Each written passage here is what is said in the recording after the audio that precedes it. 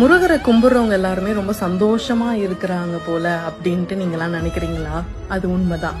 ஏன்னு நான் சொல்றேன். நம்ம வீடியோஸ்ல பார்க்கும் போதும் சரி, எல்லாரும் சொல்லும் போதும் சரி, அவரை கும்பிட ஆரம்பிச்சப்பா என் வாழ்க்கையே மாறிடுச்சு அப்படின்ற வார்த்தையே கேட்டிருப்பீங்க.